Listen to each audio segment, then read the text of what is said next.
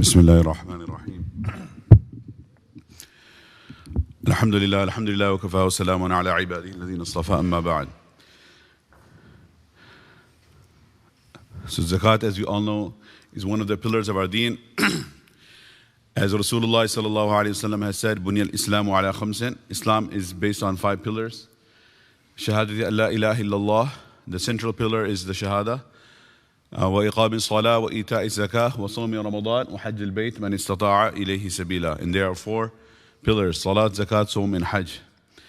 So it's 1/5 of the structure of Islam, of the core structure. And there are many virtues of discharging Zakat and many warnings are not discharging Zakat, the fadail. But the crux of today's discussion will be on the fiqh of Zakat, how we can actually calculate it and ensure we fulfill this obligation in the correct manner. We learn the knowledge of fadail to encourage us to discharge this obligation and other obligations. And along with learning the fadail, we have to learn the masail to learn how to do it in the correct manner. The knowledge of fadail answers the question of why, and the knowledge of masail answers the questions of how.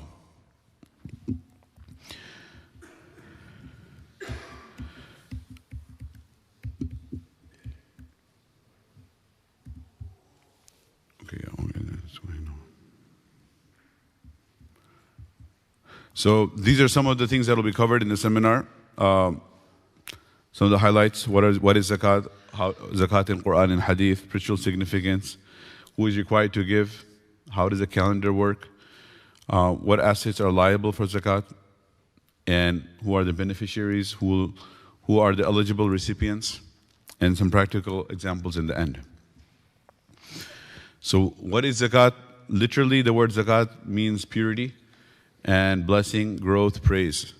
Like Allah subhanahu wa ta'ala says in the Quran, خُذْ مِنْ أَمْوَالِهِمْ صَدَقَةً تُطَهِّرُهُمْ وَتُزَكِّيهِمْ بِهَا.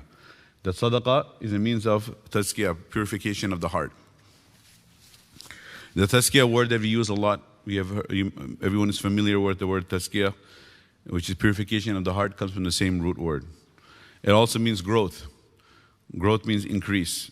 Like Zakah zar'u idha nama, meaning the crops they are growing. They use the word zakat for that too. And zakat will become a means of the growth of one's wealth, inshallah, if done with ikhlas and sincerity. And in the Sharia, it's tamliku ba'di malin jazman ayyanahu shari' li faqirin muslimin lillahi ta'ala. It means to transfer the ownership of a portion of one's wealth. That portion is determined by the Sharia as 2.5%. To a deserving individual who is outlined by the Sharia for the sake of Allah subhanahu wa ta'ala. So there is transfer of ownership which is necessary, tamlik. And it has to be without taking anything in exchange, any compensation, not in exchange for any services. And it is not a portion of one's income, but rather a portion of one's savings. That is a big difference between zakat and income tax. Income tax is on the income, and zakat is on the savings. These are some ayats about it. Allah subhanahu wa ta'ala says, أَقِيمُوا الصَّلَاةَ وَآتُوا الزَّكَاةَ. These commandments are bracketed together. Establish the salah and pay the zakah. وَارْكَعُوا مَعَ الرَّاكِعِينَ. And do ruku' with those who bow. Likewise in Surah Baqarah, Allah ta'ala says, الَّذِينَ يُنْفِقُونَ أَمْوَالَهُمْ بِاللَّيْلِ وَالنَّهَارِ. Those who are giving out of their wealth by night and by day, بِاللَّيْلِ وَالنَّهَارِ. So that means it's not just one specific time. They are continually spending the path of Allah. الَّذِينَ يُنْفِقُونَ أَمْوَالَهُمْ بِاللَّيْلِ وَالنَّهَارِ سِرًّا وَعَلَانِيَةً. In private and in public. فَلَهُمْ أَجْرُهُمْ عِنْدَ رَبِّهِمْ. They will have the reward with their Lord. وَلَا خَوْفٌ عَلَيْهِمْ. They will have no fear. وَلَا هُمْ يَحْزَنُونَ. Nor will they grieve. Highlight of this ayah is that sometimes it is recommended to give it privately when we want to hide the identity of the recipient. Sometimes it is actually recommended to give it publicly when it is a public cause, like a donation drive, a fundraising drive for a public project. In those occasions, we can donate publicly. And if there's a specific individual who has a need in his family and to maintain his honor, we do not have to publicly disclose that information, expose the individual. So sometimes private is better, sometimes public is better. And in Sahih Bukhari and Muslim, the Muttafaqun alayhi rigorously authenticated hadith, Rasulullah sallallahu alayhi wasallam said that Inna Allah azza wa jalla qad iftarada alayhim sadaqatan fi amwalihim. The zakat money should be taken from the people, from the min aghniyaihim, from the wealthy, and fatuda'u fi faqaraihim, and distributed amongst the poor.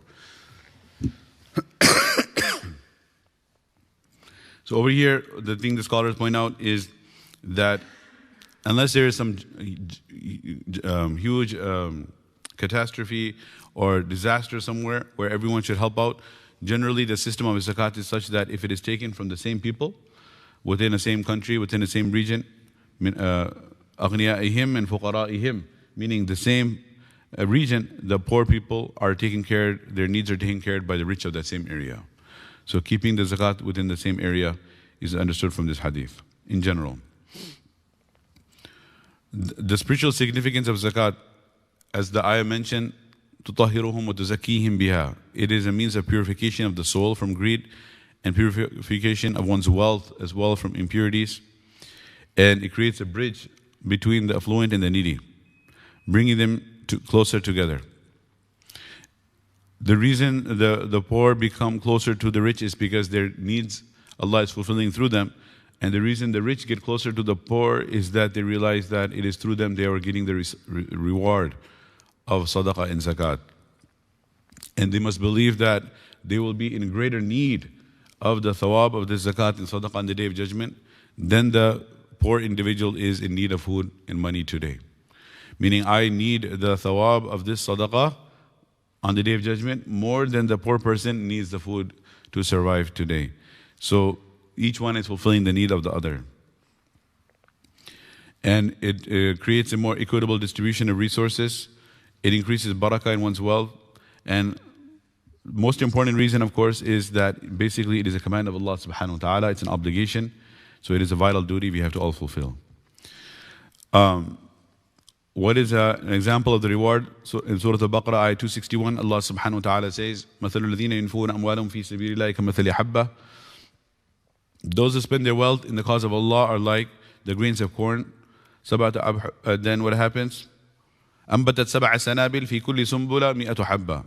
Become 700 grains. والله يضاعف لمن يشاء. So Allah can grant even more beyond that. So 700 times, 7,000 times, million times beyond our imagination, Allah will give the reward. Allah subhanahu wa ta'ala compares here interest to zakat and sadaqah.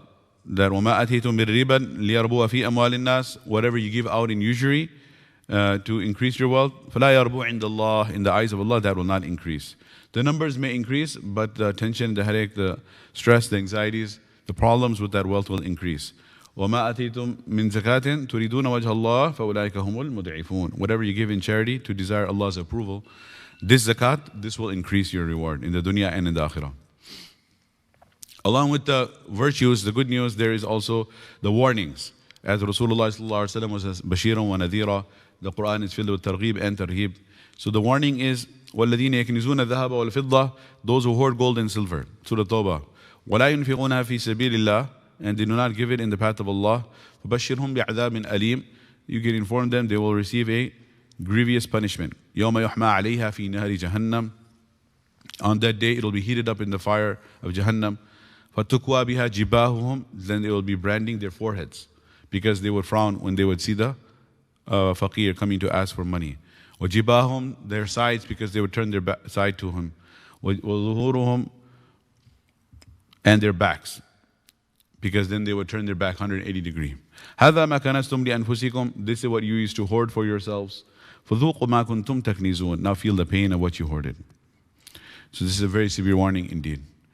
In Bukhari, there's a longer hadith here. The summary of this is that, as you can read, the wealth will be made like a poisonous snake, and it will encircle his neck, and it will bite his cheeks, and he will say that, Ana kanzuk, Ana maluk, Ana kanzuk. I am your wealth, I am your treasure. So this is not just a very terrible nightmare, this is a reality. And this is a haqiqah that Rasulullah sallallahu alaihi wasallam is warning us. The reason he's warning us is because of his love for us and He wants to protect us from this. Now, moving on, that was a quick overview of some of the virtues and warnings. The actual masail now, who is required to give zakat?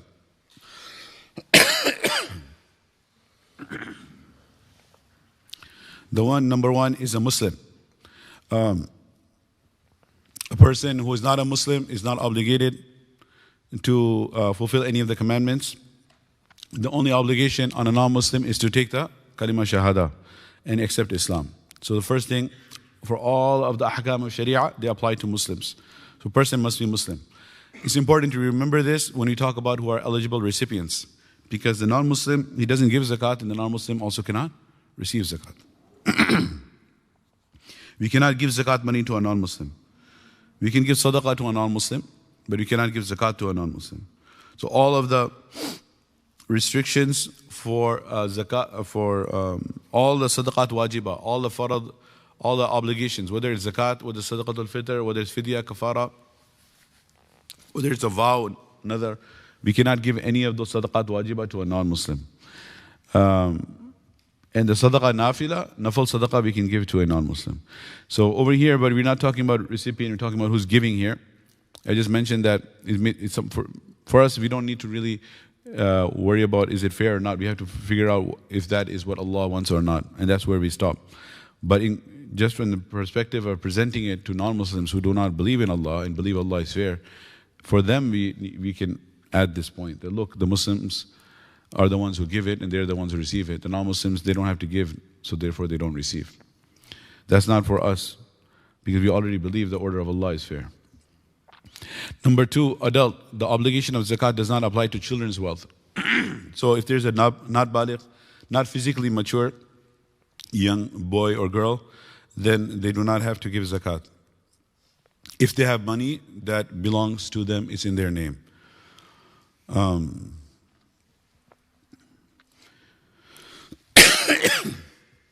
Number three is sane. That if someone is insane and is mentally sick, they will not have to give zakat. They are exempted from all the ahkam of Sharia. Number four is nisab, that they have to they should be able to, they are possessing the wealth equaling to the threshold at the start and end of the lunar year. So this is the one that is new regarding zakat. The rest of them, being a Muslim, being an adult, being sane, these apply to all of the other ahkam of Sharia as well. Whether it's fasting, whether it's salah. With Hajj, you have to have the additional ability to travel and come back and have the expenses taken care of. Man istata'a ilayhi sabila. But this nisab is, number four, a specific requirement for the zakat to be an obligation. That a person must own and possess a wealth equaling to the threshold which will be described at the start and end of the lunar year. Inshallah, we'll talk about this. What is the nisab? Nisab is a specific amount determined by the Sharia, and there are two variations. There is a nisab of gold, which is 87.48 grams. In the time of Nabi sallallahu alaihi wasallam, there were coins known as mithqals or dinars. So it was 20 coins, which is 87.48 grams. And silver, it was 200 dirhams, which is 612.36 grams. So this was determined by Rasulullah sallallahu alaihi wasallam. 20 grams of gold, 20 misqal of gold, and 200 dirhams of silver. If a person has, what is the value of that now? So 87.48 grams as of 3/25/2023. As we know, the gold rate, it fluctuates. It's at $63.62 per gram. It's $5,565.48, right? $5,500 approximately. And silver is approximately $450 or $460. So you just take the rate of the gold per gram in the silver per gram times the number of grams. Very simple, straightforward. If somebody has gold, they will go with the gold nisab. If there's an individual, a man or a woman, for example, she does not have cash, she only has gold. So if she has less than 87.48 grams, she does not give zakat. If she has 87.48 grams or more, she will give zakat. And if an individual has only silver, what will they do? They'll go by the silver nisab. The question is if they have mixed assets. So they have gold, silver, cash, money, then they can go with the gold nisab. Classically, the fatwa used to be to go with the silver nisab, but the silver nisab is so low now, so majority of the muftis say that an individual can go with the gold nisab. If somebody says, why would they go with the silver nisab earlier? They used to say that because the silver nisab was less, as we see, and more people would be responsible to give zakat, so it would be beneficial for the poor individuals. But what happened is that the price of gold went up so much, and the price of silver remained so low over time, and inflation. And it's not only with respect to who has to give, it's also who is eligible to receive. So if a person has just $500 in the bank, and if you go with the silver nisab, that means that he has to pay, and it also means he cannot receive. Because to be able to be an eligible recipient, you have to not be in possession of nisab. So now if you go with the silver, person has $500, he can't receive zakat money. And we all know that $500 is not a lot of money to have as your total assets, $500. So that's why the scholar said we can go with the gold nisab. So the eligible recipient, if he has only $1,000, he can still receive. Because $1,000 is less than the gold nisab, even though it is more than the silver nisab. And another reason is because of the udhiyah, qurbani, on the Eid al-Adha, it is followed on an individual who is in possession of nisab. So if you go with silver and the goat is $350, so if he has only $500, he must give. And passing of a year is not even a condition for qurbani. So on the day of Eid, if a person has $500, he has to give a goat. And more than half of his wealth he has to spend right away, which is not practical. So that is why we can go with the gold nisab for dollars, for riyals, for rupees, for stocks. For all the zakatable wealth, we can go with the gold one. This is about one issue where people get confused regarding the calendar. The starting date for a zakat year is the occasion when an individual's assets first meet the nisab threshold. So you see this red line here, this is the nisab. And if a person, way back when he started earning, he had no money, he started earning money, and the first time when he hits the nisab, that is when he has to note it down in his diary, and his lunar year of his zakat year begins. For example, Ramadan 1443. That was the first time he started earning money. Then throughout the year, if it fluctuates, right, this fluctuation, even if it dips below the nisab, is not significant. It is on the due date the next year, the exact same lunar date, not the solar date, the lunar date, which is different and is around 13 days or so less, shorter. Then what happens is, on that date, whatever assets he has that are zakatable, he calculates 2.5% of that and discharges the zakat. The fluctuation throughout the year is of no significance, with one exception, which is if he goes down all the way to zero. Even if it dips below the nisab, we won't consider that. But if he goes down to zero, then that year is done. We will start a new year when he hits the nisab once again. We will see that. The fluctuation of wealth throughout the year will not affect the determination of the due date. If an individual's wealth meets the nisab threshold at both the beginning and the end of the Islamic year, they are obligated to pay zakat. So in the beginning, if he, like here, in the beginning he was, and at the end. Now the fact that it's in Ramadan, in this case, is a reminder that we like to discharge the zakat in Ramadan. Because it's a man adda faridatan fihi kana kaman adda sab'ina faridatan fi ma siwahu. It is an amazing deal of buy one, get 70 free. Right? So you give zakat and you get 70 zakat. But what if your first date is in Rajab? So your zakat would be farad in Rajab. So you can change the date the first year by prepaying in zakat in Ramadan, even though it's not due, and then you change your date. Like Rajab, Sha'ban, Ramadan. So in Ramadan, it's only been 3 months. You still pay your zakat, and then every year from Ramadan, you pay your zakat. And you can put it aside, and then you can spend from it throughout the year. Because people may be needy throughout the year. If everyone is discharging only in zakat in Ramadan, how will people's needs be fulfilled throughout the year? So you can take it, put it aside, and then distribute it as the needs arise. In case we wonder what's going to happen if everyone gives it only in Ramadan. So this is about the fluctuation in the year. The next slide shows us that if someone loses all their assets and their wealth falls to zero, then they will need to reach the nisab threshold once again to restart the zakat year.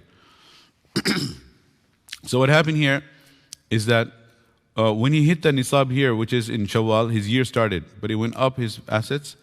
It went below the nisab, that's fine. But when it hit zero, khalas. When he hit Safar, this time from, where was it, Shawwal till Safar doesn't count. And this doesn't count in the calendar counting. MashaAllah, when he hits the nisab once again in Rabiul Awwal, at this point, from here you start a new year. So the zakat will be due from Rabiul Awwal to the next Rabiul Awwal. As long as he does not hit zero throughout the year. Whenever he hits zero, it resets the year. This means that the date for the beginning of the new year will reset. So what's the summary of this? Summary of this basically is that, look, there's one date where a person discharges his zakat. Typically, for example, it could be Ramadan 20th, 21st, or 25th, or Ramadan 15th. So on that date every year, you calculate all your zakatable assets and discharge 2.5%. That's all you have to do. Whatever fluctuation happened throughout the year, you do not have to consider that. That means if you lost a lot of money a few days before the due date, that will not go into the calculation. And also on the flip side, if you earned a lot of money a few days before the due date, that will go into the calculation, even though it has not remained in your possession for an entire year. So if you earned or inherited a huge sum of money, like a week before your due date, that will be part of your calculation. And if you lost a lot of money in stocks before the due date, it will not be part of your calculation, even though you may have held it majority of the year. What are the assets liable for zakat? So we have to give zakat on gold and silver, right, and on cash and business merchandise, livestock, and agriculture. So we're going to be talking about 1, 2, and 3.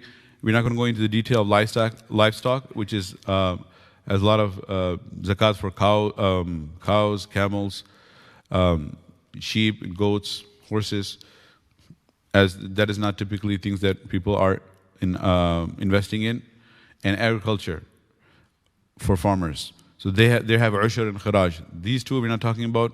If people have questions regarding number 4 and 5, they can send an email and we can work on that with them.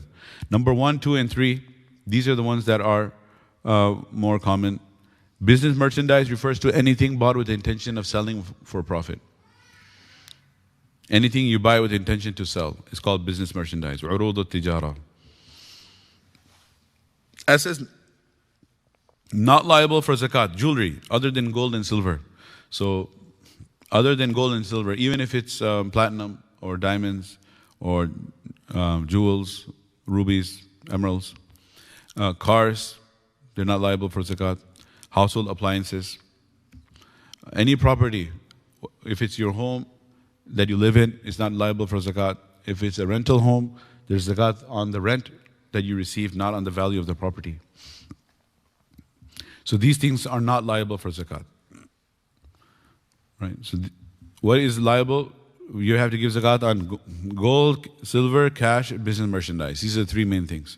Stocks falls under something that you buy with the intention of selling it. So it falls under number 3. And these are the things you don't have to give zakat on.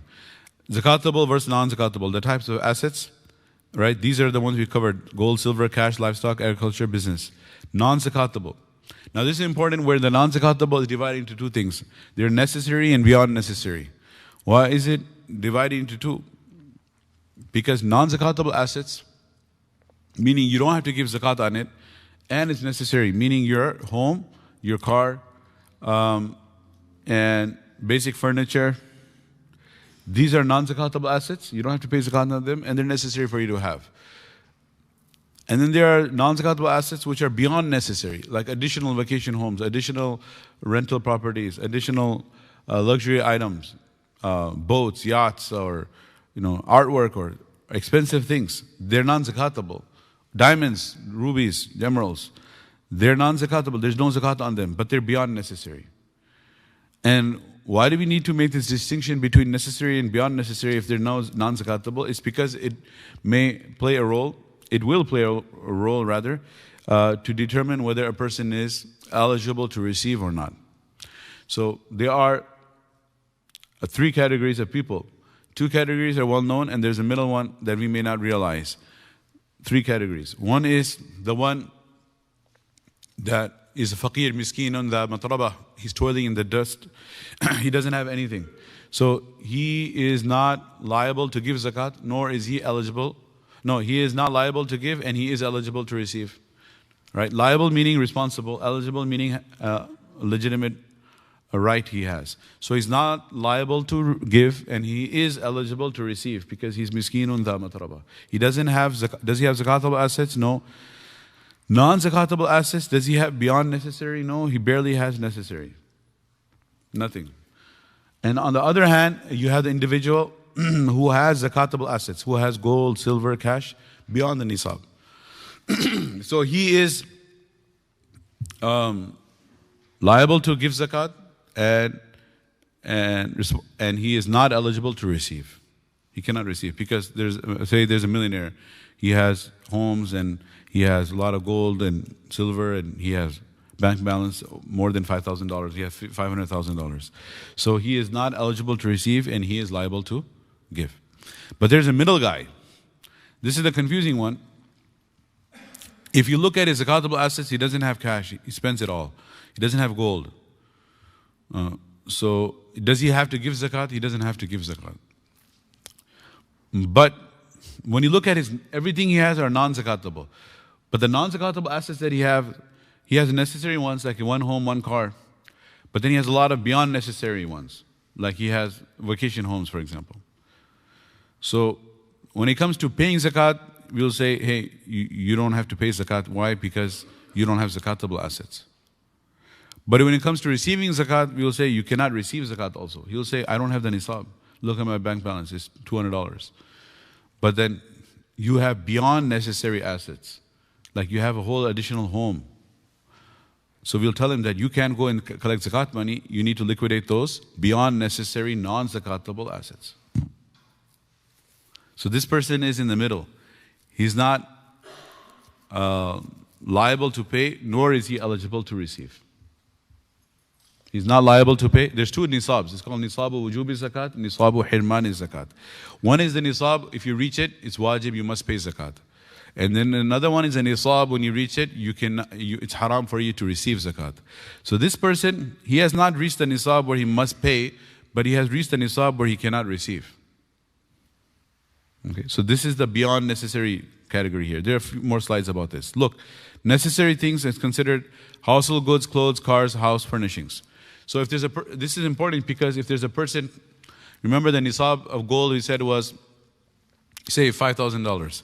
So if there's a person, he doesn't have $5,000 in the bank, he only has $1,000, but he has goods in home, he has clothes, cars. If you ask him to put everything up on eBay, he will be past the nisab. Is he mandated to sell everything? No, it is permitted for him to keep the necessary non-zakatable items and not include that in the calculation for his eligibility for receiving zakat. So these are the necessary non-zakatable things that don't go into the calculation. And the beyond necessary is fine art, jewelry, other than gold and silver, high-end watches, sports cars, yachts, vacation homes. So if a person has invested in all of these non-zakatable assets, and he doesn't have zakatable assets, and he says, hey, I don't have to pay zakat because I invested in all of this. Technically, he's correct. But if he starts saying that, I can receive zakat, you'll say, no, you cannot receive zakat.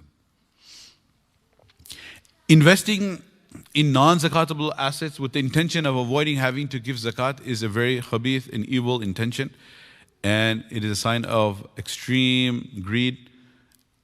Technically, a person will get out of it, but that is something which Allah is knowing the condition of the heart. Where a person, for example, if he has cash, which is zakatable, and he intentionally invests in diamonds. Investing, if you invest in diamonds with intention of selling it, then it will become merchandise. It will be zakatable, but just for hoarding the diamonds. It's because there's no zakat on diamonds. Then that would be a very haram intention. Okay, so this is a bit complicated, so it's further explained again. So you see this person A is liable to pay zakat and ineligible to receive. MashaAllah, this is majority of the ummah here. We all pay zakat, alhamdulillah, and we are not eligible to receive. So this means the blue is your zakatable assets, is above the nisab threshold, and your non-zakatable assets is also above the threshold. Both zakatable and non-zakatable assets are above the nisab. Okay?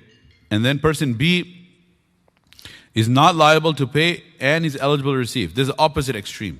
The faqirun, the miskinun, the matarabah, toiling in the dust.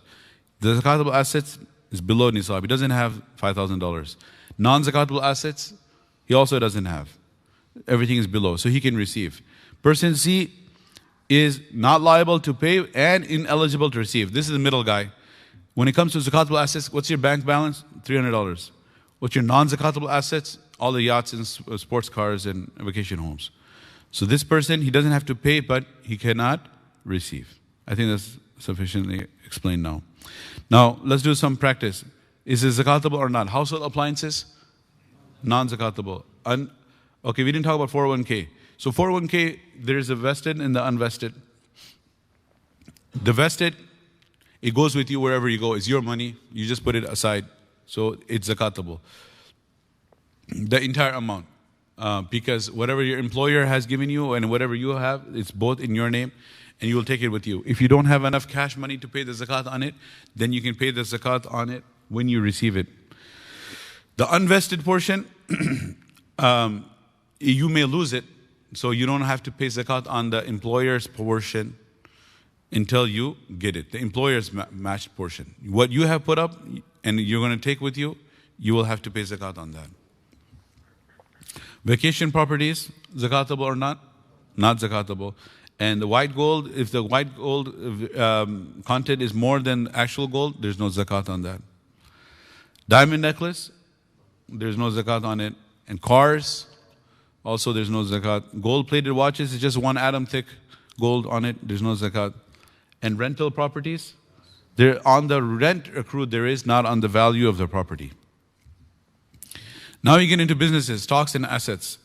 Zakat is due on stock and inventory acquired with the purpose of being sold again. Anything you buy with the intention of selling. The calculation of zakat will be based on the goods retail price. So if you buy something with selling it, there's 2 prices. One is the price you bought it, one is the price you're selling it. So you'll give zakat based on 2.5% of the price you're selling, not the price you are buying. Okay, so if you, yani the retail, the selling price. That's why like when you give zakat on your, on stocks, what do? You don't give zakat on the value of the stock when you bought it, you give zakat on the value of the stock on the day if you would sell it. What's the value in the market today on your due date? Real estate that is acquired with the intention of being leased out is exempt from zakat. If you have real estate and you want to lease it, you don't have to pay zakat on the value. Every partner is responsible to dispense zakat of his percentage share. So if there's a business that they're 60, 40, 50, 50, 80, 20, whatever the percentage is, they both have to discharge their zakat based on their percentage. So in business assets, we have zakatable and non-zakatable.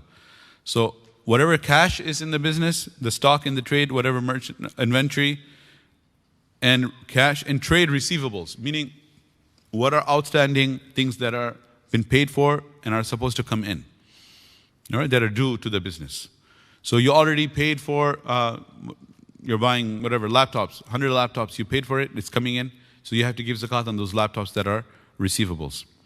Non-zakatable are like the property. If the business has a property, you don't have to give zakat on the value of the property. Whatever machinery, equipment, furniture, Service receivables. People are supposed to come and do work. You paid them advance for the physical work. No, you don't have to give zakat on that. Trademarks, copyrights, these things are non-zakatable. So business shares, if you buy something to sell it, the entire holding is subject to zakat, plus any dividends received. So this is a stock that you have in Apple, Google, Tesla, whatever. You have to give zakat on the value of that stock. However, there's a smaller business in which you are partnering with someone to open a restaurant, for example. So you are a sleeping partner, he's the cook, and you are financing. So you are also a shareholder. You are a shareholder of Apple, and you're also a shareholder of this restaurant. But there's a big difference in both. Over here, you are purchasing it for investment, long term, versus just to buy a share and sell it. So over here, what will happen is you will pay zakat on the dividends, of course, just like the rental income, and percentage of zakatable business assets. So you go back to that restaurant and see, okay, what's the value of the restaurant? How much of the restaurant, the value of it is the property and the machinery, equipment, the furniture? These things are non-zakatable. You don't have to pay zakat on that. In the business account, how much cash is in there? What's the inventory? If you're selling things in the business, just have to give zakat on the zakatable business assets portion, not on the non-zakatable business. This is when you are holding on to the share in the business long term. But if you are buying and selling a stock, the same thing applies with Apple. Part of the value of Apple is the cash that they have, billions of dollars. Part of it is their headquarters, their building, their property Apple owns. They have definitely a lot of machinery and equipment. These are non-zakatable parts of the value of Apple. But why do you have to give zakat on the entire share of Apple that you have? Not on, you don't go into your shares of Apple and divide it into zakatable and non-zakatable. The reason is that the whole share you are buying and selling. You're not an owner of the company for long term. So the whole share is now become like stock and trade, where you buy and sell. It's like, just like somebody buys and sells cars, somebody buys and sells laptops, you're buying and selling the shares. But over here, you're not buying and selling in the business. So when you have a share in a business, then you divide the value of your share into zakatable and non-zakatable. Someone has further questions on that, we can talk about it afterwards. The biggest portion of this presentation are the Q&A at the end. That's why I'm going through all the material quick. Debt receivables, right? There are three types: strong, weak, and bad. It's called qawi and mutawassit and da'if. Three types of debts and three types of rulings regarding the debts that are receivable that I'm going to come to you. One is ad-dainul qawi, the strong debt.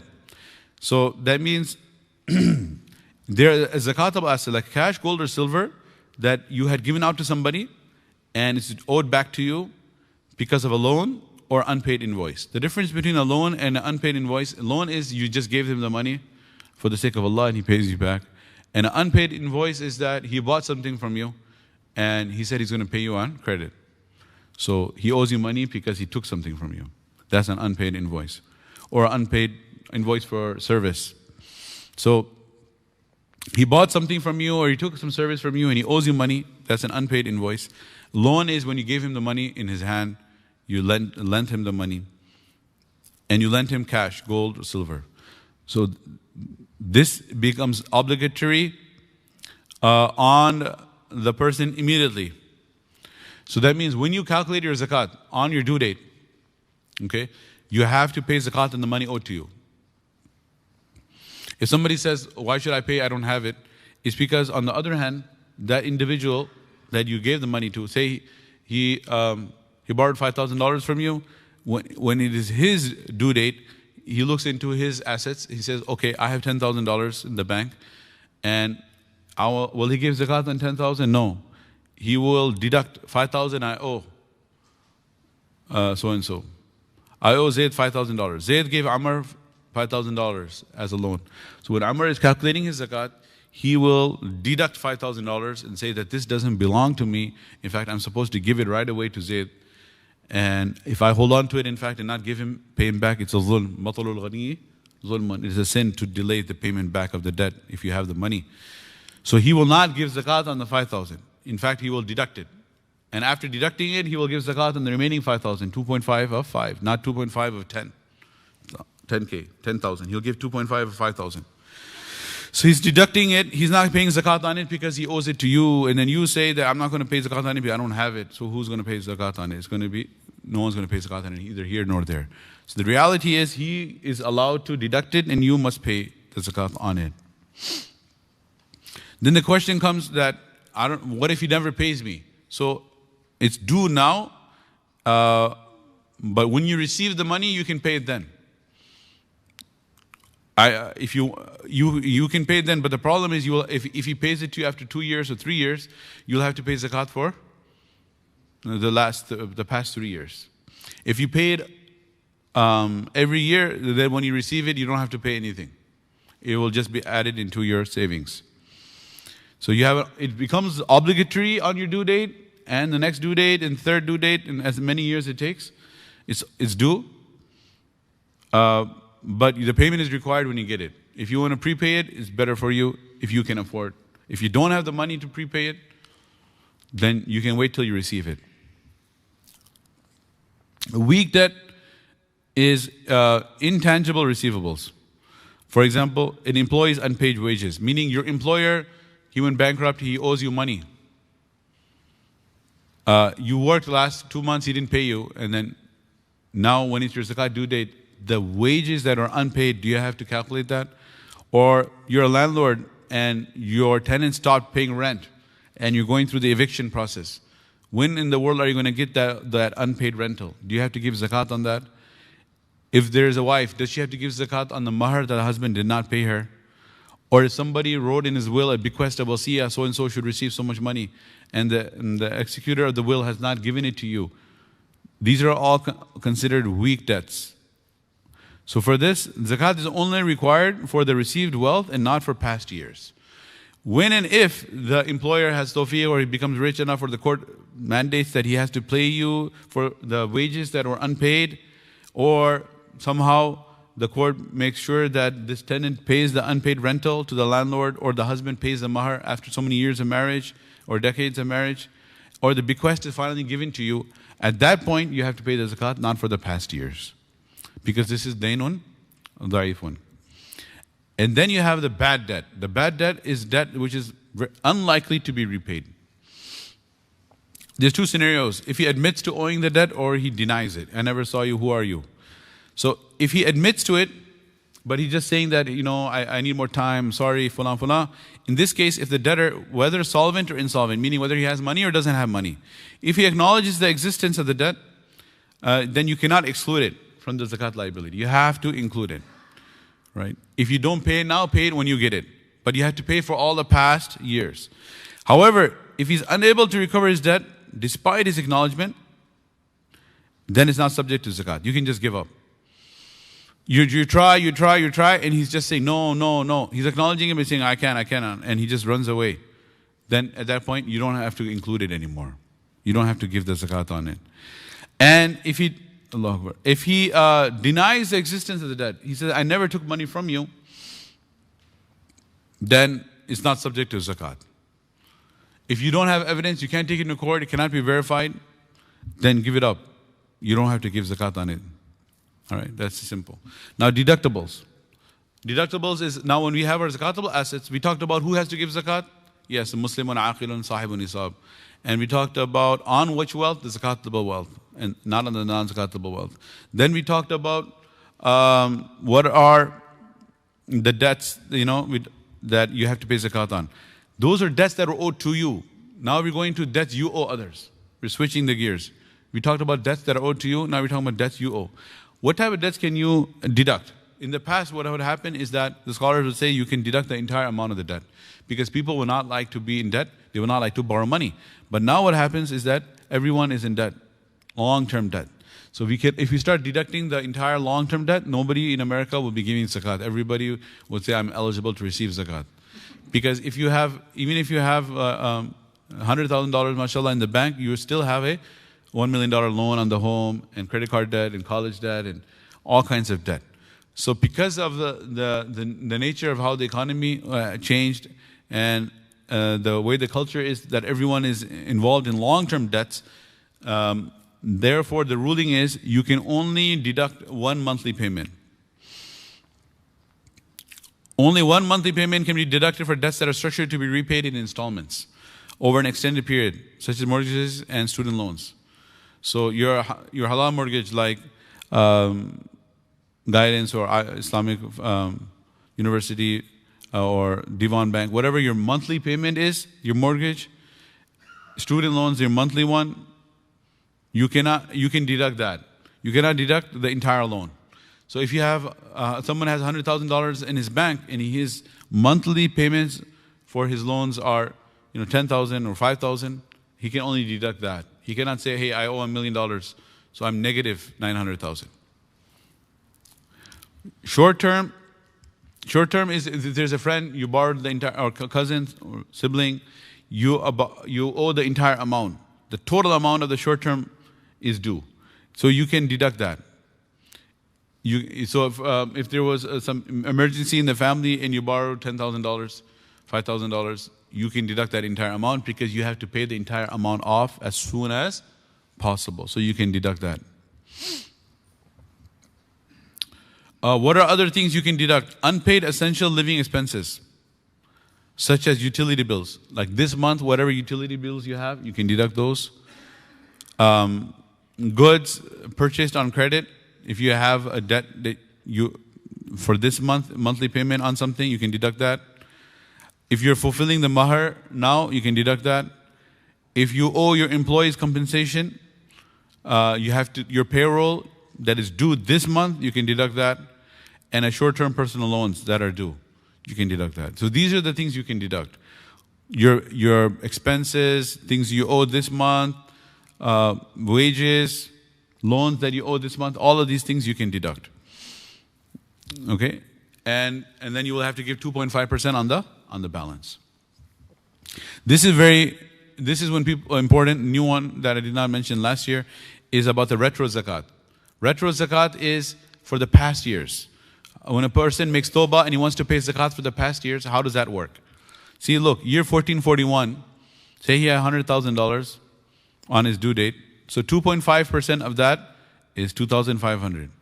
He's trying to calculate the past zakat due. So for the year 1441, he has to give $2,500. But for year 1442, right, on his due date, if he sees that he still has $100,000, he doesn't have to give 2.5% of the whole $100,000. He will give 2.5% of the $100,000, but minus the $2,500 which was due before. Right? So you have $97,500, 2.5% of that, which is $2,437. It's a bit less. Why are you not giving, you're sitting now, where are you sitting? You're sitting in 1444. And you're giving zakat for 1442. And on your due date, you have 100,000. But you don't give zakat for the 100,000. You don't have to give zakat for the 100,000. You can give zakat for the 100,000 minus the zakat that was due in 1441.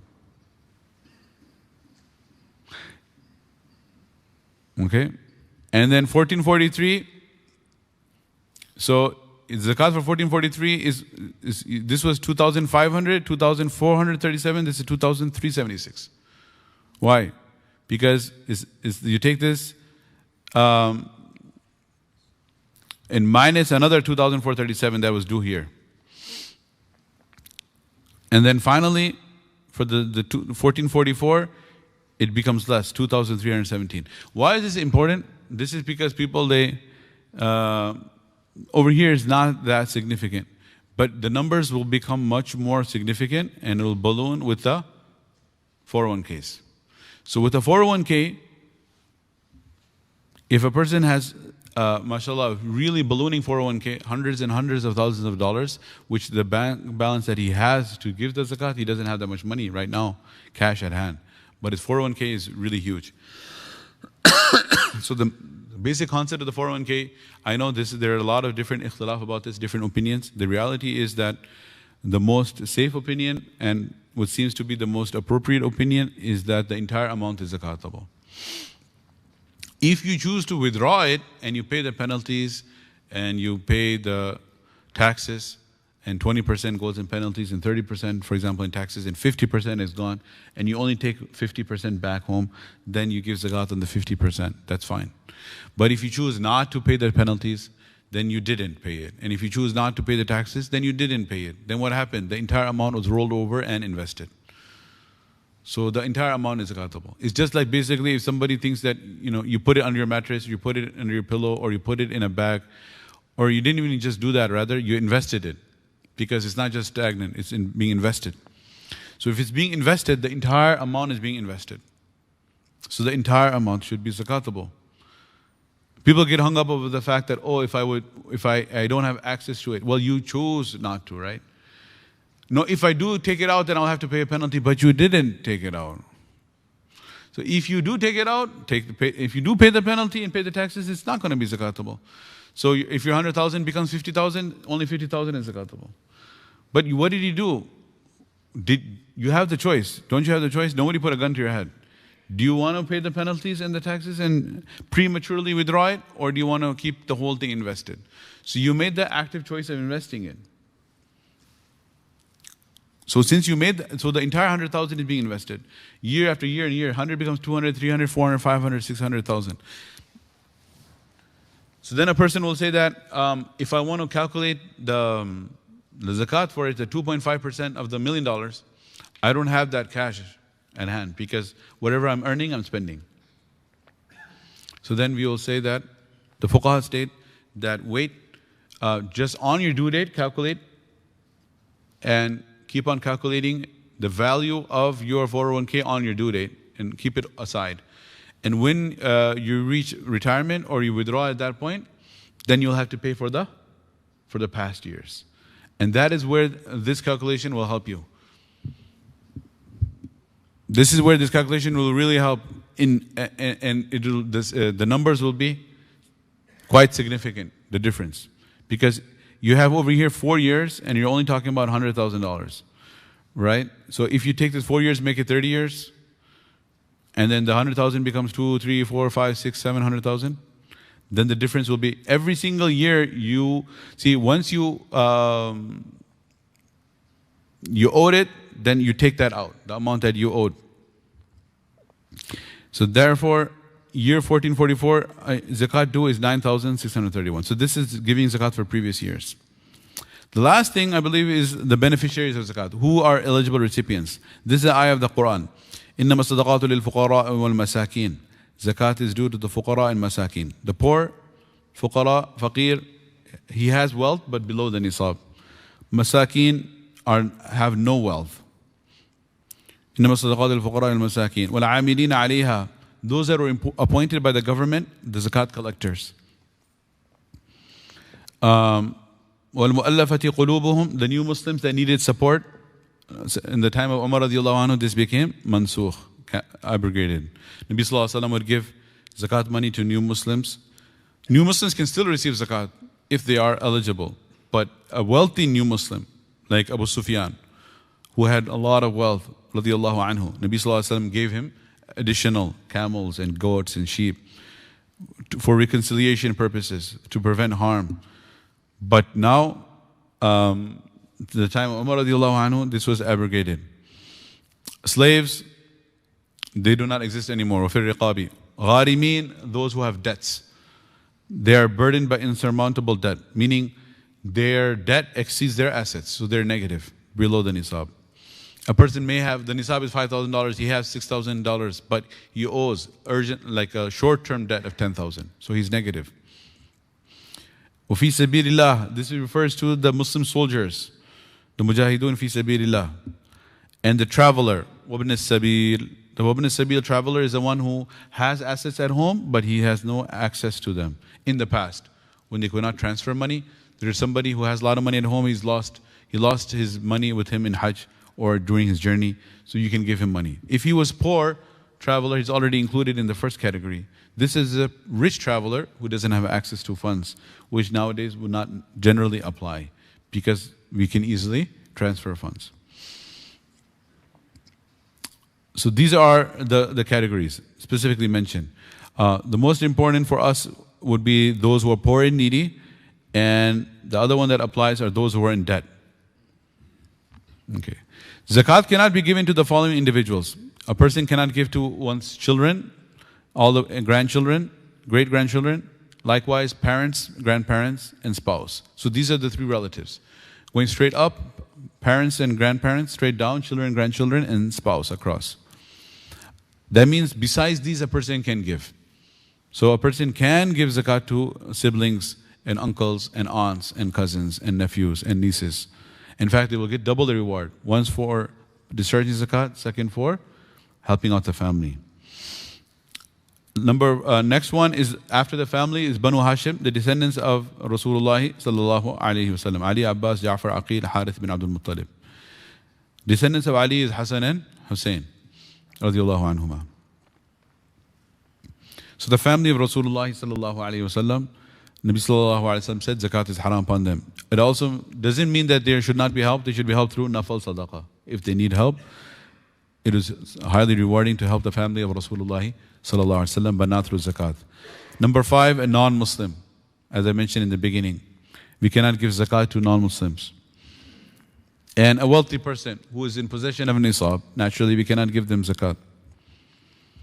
Not only a person who we talked about who has zakatable assets more than nisab, even if a person has non-zakatable assets that are not necessary beyond nisab, we cannot give them. And general welfare projects in madrasas, hospitals, for construction directly we cannot. If there's needy students or if there's a fund for needy patients who are needy, and the money is given to the patients in the hospital, right? You give them the medication, you give them the money, then they pay their fees, or the students, you give them the scholarship, they pay their fees, then it's permissible. But not just straight into the building, because the tamliq will not be found, where you are not making a eligible, needy recipient the possessor and owner of the zakat fund, right? Likewise in masjid construction. So there's no faqir who is involved, who is taking the money.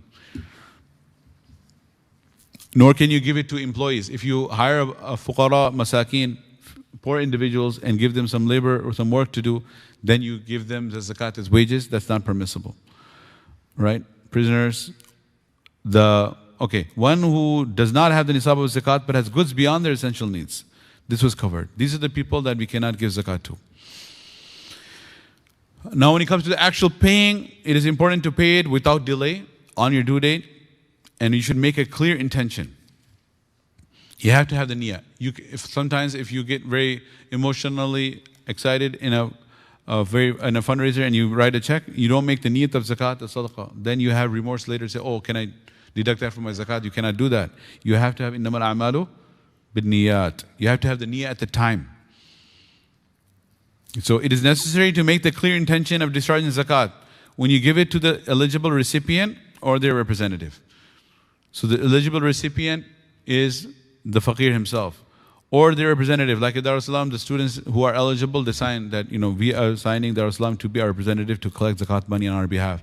After going through a whole form, clicking off, I do not possess the nisab of gold, I do not possess the nisab of silver, I do not have any assets beyond that are non-zakatable as well beyond my needs. And then I assign the representative to accept the zakat money on my behalf for my fees. So that is now the representative, the wakil of the eligible recipient. So when the money goes to the wakil, the representative, the zakat is also discharged. Or while separating zakat funds. So when you separate the zakat funds, you have to make the niyyah there. Now from that separated pile, when the money is given out, if you forget or somebody who works for you gives the money out in your family, then there's no problem. The zakat is ada. You may use your own wealth to pay the zakat for your spouse or for your adult children as well, as long as they have permission and acknowledgement. So if you pay your zakat, you pay your own zakat, you pay your children's zakat, you pay your wife's zakat, that is permissible as long as their niyyah is also there. Okay, to ensure the validity of zakat, the recipient must have complete ownership and unrestricted control. So you have to give it to the recipient. And tamliq is making the person malik. It's called tamliq. Mallaka yumalliku tamliq. Number one, The one who's transferring it must be the one paying the zakat or the authorized representative of the one paying. So you are yourself making the person malik. The recipient is an eligible living person or their authorized representative. You cannot give zakat to a dead person. For example, he needs money for his funeral. So his estate is not an eligible recipient. You can give the zakat money to the son, for example, who does not have money for the burial shroud of his father. And as I said, it cannot be for payment for services. Now we come to the scenarios at the end where we can apply all the principles learned. So scenario one is if Zayd has $999 in his bank, and he has a house worth $300,000 and a car worth $30,000. Is he liable to pay? If yes, how much? If he's no, is he eligible to receive? So how do we work this? Is that we see that he has $999 in his bank. Is this a zakatable asset or not? It is. However, is it below the nisab or above the nisab? Below the nisab, because the nisab is $1,000. So it seems like he won't have to pay zakat on that one. What about the house worth $300,000? So that is not zakatable. And a car worth $30,000. So that is also non-zakatable. So is he liable to pay zakat? He doesn't have to pay zakat, right? Because the nisab is $1,000. So he does not have to pay. Is he eligible to receive?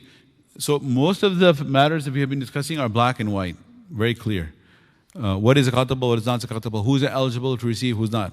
The one gray area where there is an ijtihadi matter, which is subjective, is when you define the non-zakatable assets are divided into necessary and not necessary. That's where it is a bit gray.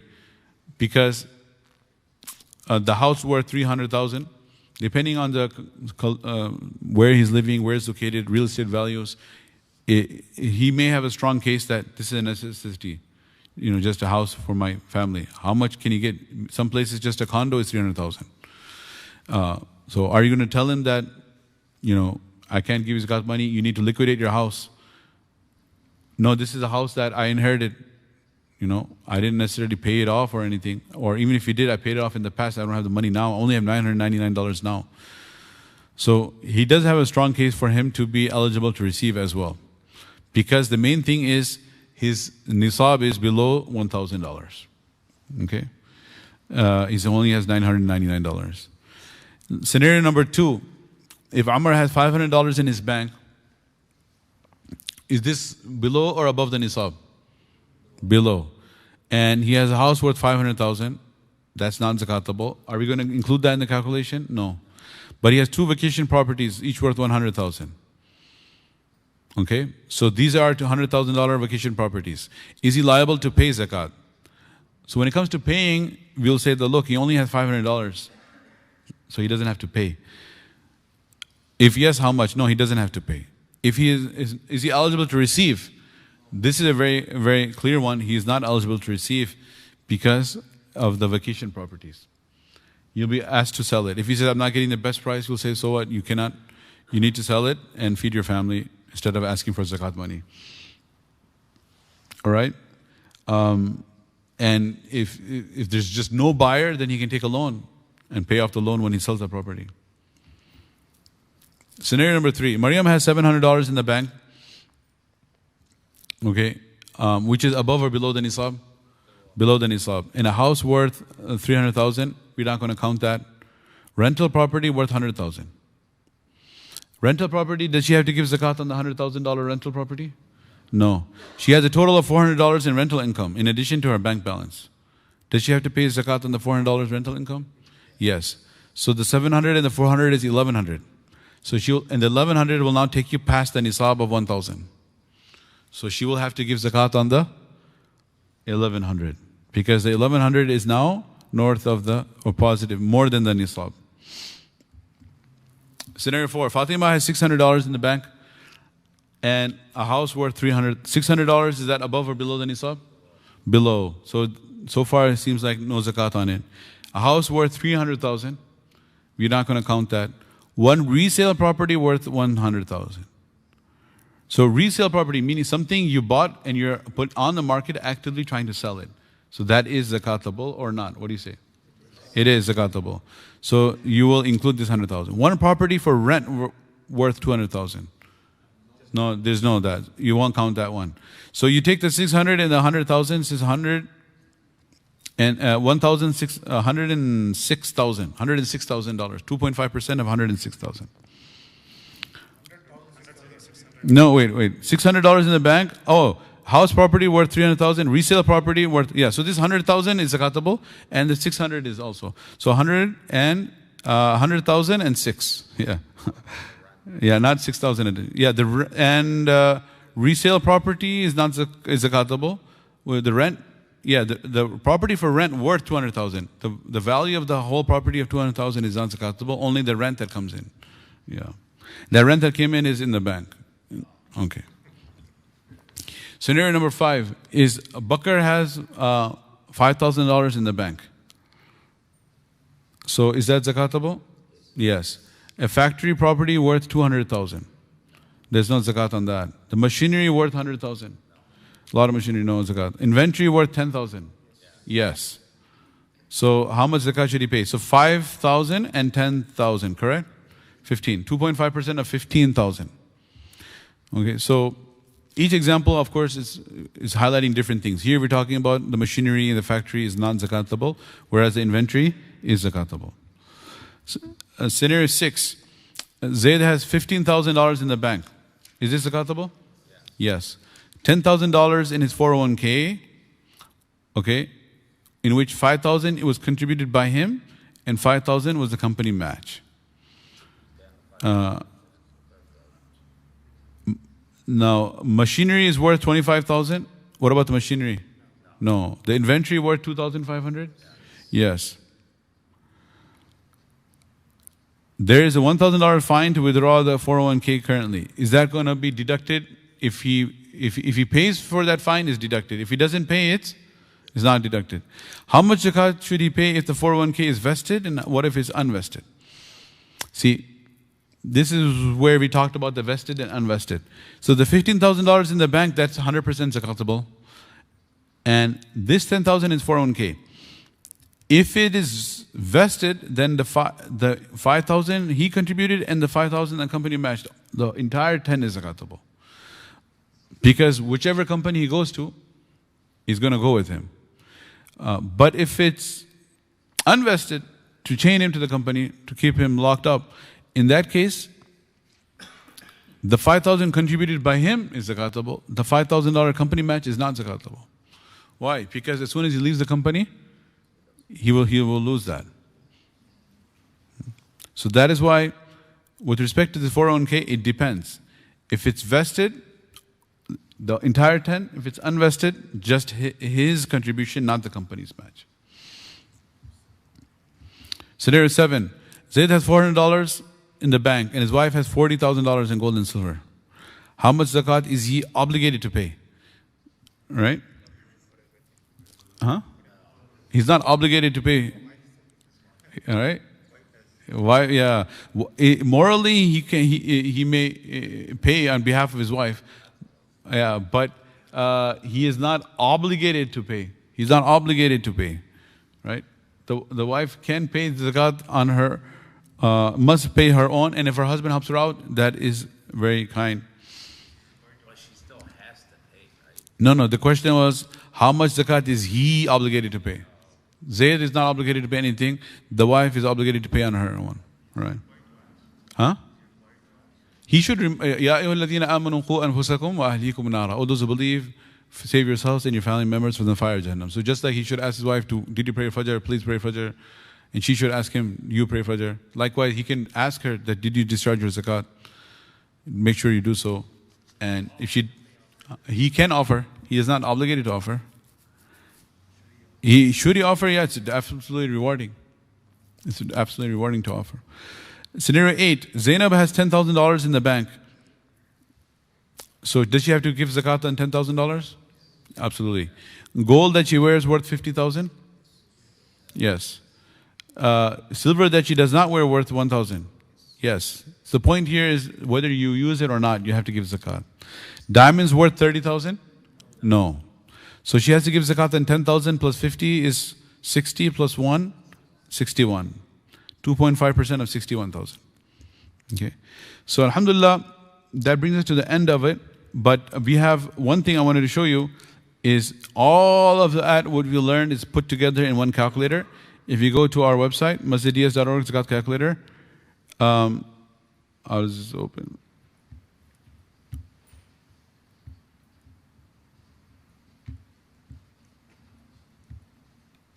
You have a question? Anyway.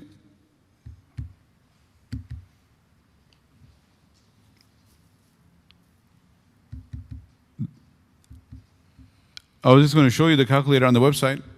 It's not clicking. If you go on the website, inshallah, there's a lot of work went into. Okay. So what will happen is you just input the numbers, and it'll calculate it for you. It has every hour based on the fluctuating gold and silver market value, the price. The nisab keeps on changing on there. So it calculates the nisab for you. It tells you what are yeah. So now he's remotely putting it for me. I hope I can scroll. Okay. So this thing here is on the website masjids.org/zakat calculator. So it gives you the gold price per gram. See, it says here, live market value updated March 26, 2023, 1301 PT, right? So it's getting updated all the time. The price per gram is 63.69. From the back end, from the market, is the plug-in. And then the gold nisab is 5,571. The silver is 459. You see that?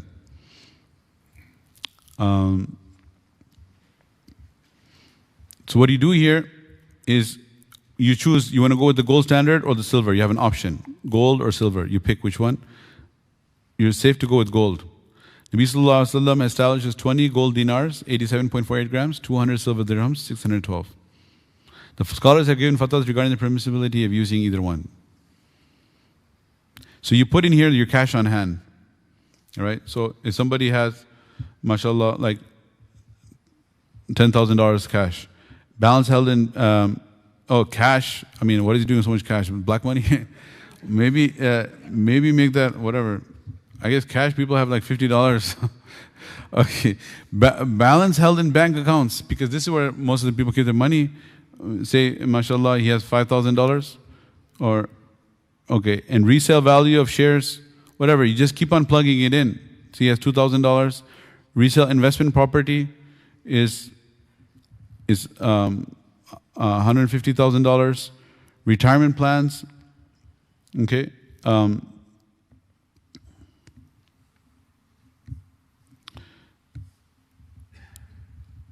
Vested 401k or IRA, so it's in his name. So maybe it's whatever, 200,000. Business inventory. Say he's not a businessman, so he has zero. Gold and silver jewelry at current value. So you got the point. You just keep on adding the numbers. I just want to show you how it comes at the end. Gold and silver bullion, meaning if they're coins. He doesn't invest in gold. That's owed to you. This is important. Money that is lent to others. So people owe you money. He never, right? So if somebody owes him $1,000. Accounts receivable. This is when you sold things and people owe you money. So total assets becomes 361,000. It keeps on adding in for you and tells you this is your total assets. So it really helps you in doing your work, and you make sure you don't miss anything. You also have your liability side. What are short-term debts you borrowed from someone? Alhamdulillah, this guy did not borrow any money. Long-term debts, then you can put your 1 month mortgage payment, 1 month car payment, 1 month student loan, all of that, all his loans are like $3,000 a month. Incurred expenses for the month. Your rent, utilities, credit card bills, you got to pay this month, right? This is where all the theory comes to practice. Whatever, it's, say I just put $500. Wages due to others, he doesn't owe anyone wages. So the total liabilities is $3,500. Total zakatable amount is still $357,550. You went with the gold nisab, so your zakat is calculated, 0.25% of your zakatable amount. it's going to be $8,938. And then, of course, you can pay wherever. This is also an option to pay to Dar es Salaam Seminary Scholarship Fund. There's a button there to click that, pay zakat now. What we can do on our end, alhamdulillah, we ensure that zakat is used for indigenous students of sacred knowledge. You get a double reward for discharging your fard obligation as well as for sponsoring Islamic scholarship in America. We don't use it for physical infrastructure, salaries, administrative expenses, non-eligible expenses. Only for the zakat eligible students, for their food, for their tuition, for their housing, for their books. So it's about $8,000 a year tuition, housing $3,600 a year, food $3,300 a year, books. May Allah subhanahu wa ta'ala make it easy for all of us to learn and practice and implement this faridah of our deen. Some questions came in. Can we give zakat in the form of food, grocery items on a monthly basis? Yeah, zakat does not have to be given in the form of cash, can be given in kind. So if you take your calculation, like this one, this brother here that we did, his zakat was $8,938. So with $8,000 or $9,000, he goes and he buys $9,000 worth of food items or medicines or clothing or blankets, and he distributes that. He can discharge the zakat that way. Can we give zakat to our married siblings? Yes. Do you have to tell them it's zakat? No. You can just give it as a gift. But you have to make the niyyah. Because the family members you cannot give zakat to are only parents, children, spouse. Parents, grandparents, children, grandchildren, and spouse. Yes. Okay, there is another form of investment which is called LTIR, which is basically only 1% actually receive it. It's basically a company that put money based on the EBITDA that the company made. So you know the amount you get, however, but the money is not paid until the end of the year. How do you pay zakat on that money? Okay, maybe we can discuss that privately, look into it. Yes?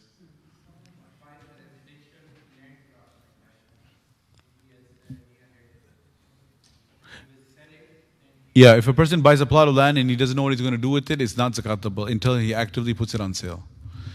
If he has no idea, he may build something on it, he may sell it, he may rent it, he may do something he doesn't know, it's not zakatable. Yeah.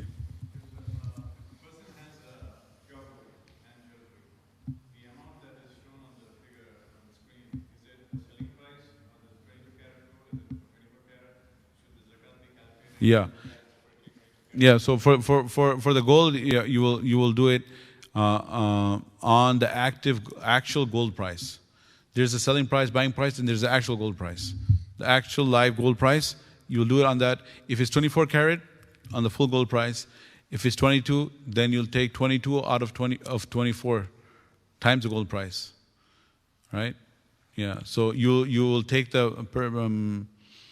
There's two fatwas on that. One is that if it's more than 50% gold, just consider it as 24 karat. The other fatwa is you can actually take the proportion.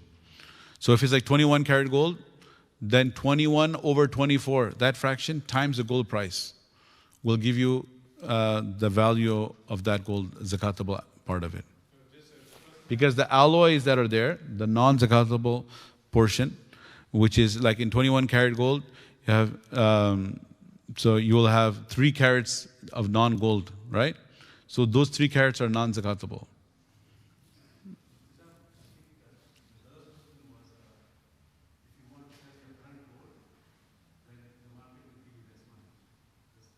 Yeah, you're talking. Hey, Ji? Say if I have 100 grams of pure gold, should the selling price of the 24 karat on the site, the site that you showed me, should I use that price for the 24 karat also? Is it only for 22 karat? Actually, online you have both 22 karat, 21 karat, and 24 karat. So I use the actual price of whatever the karat amount, and then Yeah, you can use the actual current. Yeah, you can use the actual. That's what I said. There's 2 fatwas about it. So if the one that we have is a safer one where it gives you the 24 karat price, which is what? Higher. So you'll end up paying potentially a little bit more. But if you want to be very precise, you may use the 22 karat, 21 karat, which will be slightly less, right? Yes, so. The actual value is like after the fine, the current value I'm talking about. After the fine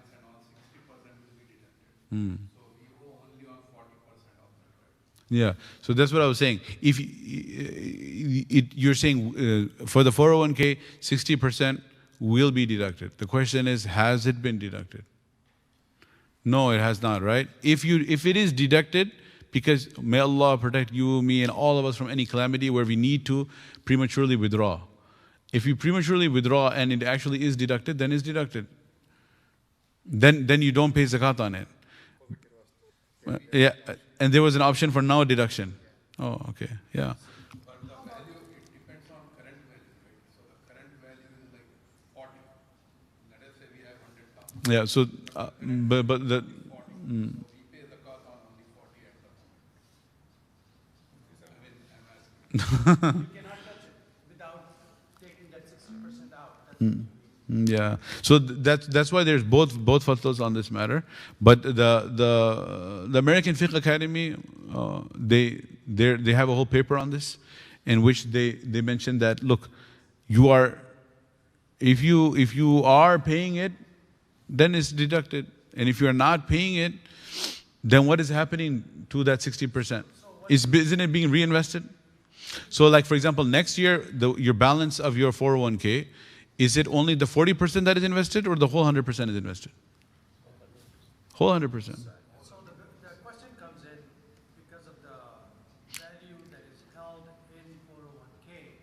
You do not have the cash to pay for. That's why we're saying you pay for it the year after you get it. You pay for the years in the past. So you pay it at the end. Yeah, at the end. That's Yeah. But if somebody would pay it, by, for example, if I go back in 5 years, and I started paying 5 years ago, so I calculate that amount and give the 2.5% of it, but the value changes after. So should I use the same calculation? Yeah, basically what you do is on your due date, whatever the value of the 401k was, if you check the history, on your due date, on the past 4 years, whatever the value of the 401k was, if you pay it, then when you take the entire amount at the end, you won't have anything due. And the other thing, we use the same calculator, what you said Yeah, about 14, yeah. 21, that for example, if I have 100,000, but the next year it will be maybe 110, then you will deduct 110, Yeah. the amount you deduct. Whatever zakat you had, yeah, right. Because just like when we did the chart, let's go to the calculator. Show me the calculator. You see this calculator? When you have this calculator, we have all your assets, right? But we take liabilities. And what is the liability? The debt. So the debt is also the zakat that is due. So previous zakat due, or would be the right way of paying if I am not paying on my 401k now till I reach 60 or 62 when I take it out. So when I get the lump sum amount at that time, just pay from that whatever. yeah. Is that the right? Yeah, so if you don't have cash to pay every year, then when you take it out at the age of 62, then you'll pay for the past years. 2.5% of the value Of the collected amount. of the collected amount per year for the past years. Each year you would have to see on what the value is. That's why the simplest thing to do to be very safe is that on your zakat due date, do the work now so that you don't have to sit down and do the work for 20 years at one time. On your due date, what you do is that you look at your 401k. On this date, what's the balance? What's 2.5% of that? Keep a Google sheet, keep it safe, and have that in record in your diary. Every year, what 2.5% of my 401k balance is this year, which I'm not paying. And then when it matures and you take it, then you add up the amounts. And also, Some years it may be more, some years it may be less even. so let give me an example. 2022, the value of the stock of the 401k is 100,000. In 2024, the value goes down to 90,000. Yeah. Do you, since that 100,000 is already paid for, and now that money is 90,000, do you owe any zakat following year, or you don't owe any zakat? Yeah, that's the thing. We're coming from the mentality which is that we are all used to zakat being on income. Tax being on income. So tax is on income, whereas zakat is not on income, it's on savings. Yeah. So basically, you would have to give. So if you give zakat on 100,000 the first year, then the next year the value of the stock of the 401k is down to 90,000. You still will give zakat on the 90,000. Okay. Yes.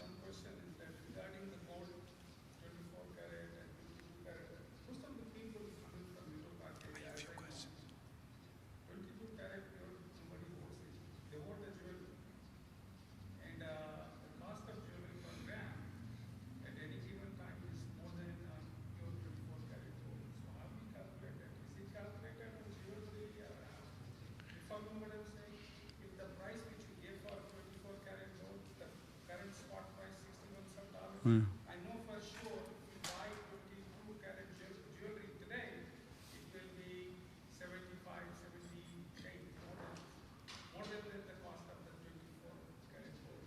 So how to calculate the zakat on a made jewelry of 22? Yeah. So basically, he's asking about the jewelry. You don't have to pay zakat on the making charges or the design work. You just have to pay zakat on the value of the weight. Yeah. Not. For example, if you have the 100 grams of jewelry, it's like the same question. I had the same thing. 100 grams worth of bangles, right? I just looked it online. It says like each gram costs $100 for buy the same bangles. But if you just calculate for the gold price per gram, it's only $66. So if you pay zakat only for $66, a worth of $100, which is bangles cost. Right. Yeah. So you only pay it on the gold value, not on the unless you are buying and selling gold. If you have a gold shop, then in that case you will do it on what you're saying, the making charges, this resale value, because it becomes stock in trade at that point. So if you have somebody has a gold jewelry shop, then they will have to pay the zakat on the bangles and everything on the retail value. Retail value will come into consideration at that point. But if you're just using it, then you will pay it on the gold price. So if I have 100 grams worth of bangles, just multiply by $66? Yes. Because that's the resale value. If you go out at this point in time in the market and try to sell it, this is what you are going to get. Okay. Yeah. Yeah. Few questions, sir. Zakat paid through large organizations, like something happened, like in Turkey, you give it to a certain organization. They are discharging it. They cannot differentiate between Muslims and non-Muslims there. Everyone is affected. Is there zakat paid? Yeah. So with respect to the Turkey and Syria, alhamdulillah, they were pretty much Muslims. Yeah. If there are a place where there's non-Muslims involved, then we can definitely need to support through sadaqah. Okay. So second question, stocks in private portfolio purchased on by already paid zakat money with intention to hold long term, such as 10 years. I bought it. It is not for trading. It is for holding in my portfolio for 10 years and sell it at after 10 years. Is it zakat wajib when I sell it at the selling price, or should zakat be paid every year? Yeah, so if someone is holding something long term and just wants to sit with the dividends, yes. Yeah, so in that case, then you would have to really do a lot of research to go into the books of that company and to determine how much of the value of their stock, percentage of that would be in zakatable and how much in non-zakatable assets. Like the value of Apple, how much of it is their cash, and how much of that is their building, and how much of that is their inventory. So and if you determine that like 60% of the value of the Apple stock is in zakatable assets and 40% of it is like their company fixtures and factories and properties that are non-zakatable, then you would pay zakat on 60% of the value of your Apple stock, not on the 100% value. So that's if you're holding it just long term and you're not buying to sell. So let me make it simple for you. Some stocks do not pay dividends. You're holding it for 10 years. So you hold off on your zakat until you sell it. Yeah, then pay on that amount. Yes. Okay. So next thing is I say, for example, my own example. Zakat is paid on the money last year. I have saved the money to purchase a property, and now I have gone into contract, but my zakat is due on Ramadan 1 first. I have already paid my earnest money, but the closing is after Ramadan. I kept the closing after Ramadan. So do I pay zakat on the money, which is I'm holding it to pay for the closing? Right. So this is the issue where you have a lot of funds moving between being zakatable or non-zakatable prior to or post the due date. So what happens is that if, for example, a person had $1 million cash for the whole year, but just 1 week before his due date, he closed on the house and he transferred that $1 million cash into non-zakatable house. So on his due date, he won't have to give zakat on it. No, that's not with that intention. No, I'm just saying, flip side. The opposite side is if a person had a house and just 1 week before his due date, he sells it, and then he ends up having cash. So on his due date, the non-zakatable turned into zakatable. So it goes both ways. So basically on your due date, if your wealth is zakatable or non-zakatable, that's what counts. Now in this case, if you, for example, sometimes people, what they do is they had a non-zakatable house, they sold it, and they have cash. And the cash is only for a few weeks until they're going to close on the new home, and the new home is going to again be non-zakatable. In the interim, the 2 weeks, they have like $1 million of zakatable cash. And the due date comes in those 2 weeks. So they would have to give the zakat on it because on their due date, it's zakatable. The zakatable, unless it's a debt. Huh? No, exactly. That's what the whole point is. On your due date, whatever nisab you have. Now we went through the whole chart. You don't have to have it. The zakat, this 1 year passes on you as an individual, not on the wealth. Meaning 1 year ago you were sahib nisab, and 1 year later you are sahib nisab, not on the wealth. Otherwise, that's what people think, that the wealth must remain in your possession for 1 year. You know why that's impossible? That's the reason it's impossible. Say if somebody, for example, he receives a paycheck on the 15th and 30th of every month, and his financial advisor told him a very good advice that 10% of your income, just put it aside as if you don't own it, so that you can save for your future. And he's a very wise person, and he does that. So what happens is that on the 15th when he gets his salary, he puts 10% away. And on the 30th when he gets his salary, he puts 10% away. And mashallah, he can afford to do that. So 10% of his salary is put aside. Now if you want to wait for giving zakat on that 10% saving, after that penny remains in your possession for 1 entire year, and not before, then what does that mean? The following year, every single month on the 15th and 30th, you will have to give zakat. Because those particular dollars and cents have remained in your possession for 1 year, 1 year later, right? So for example, in January 15th, January 31st, February 15th, February 28th. Right. First of all, we're not supposed to go with these. It's supposed to be Islamic to begin with, lunar. But I didn't want to confuse everyone further because the payments are not coming from the lunar months, but just for the record.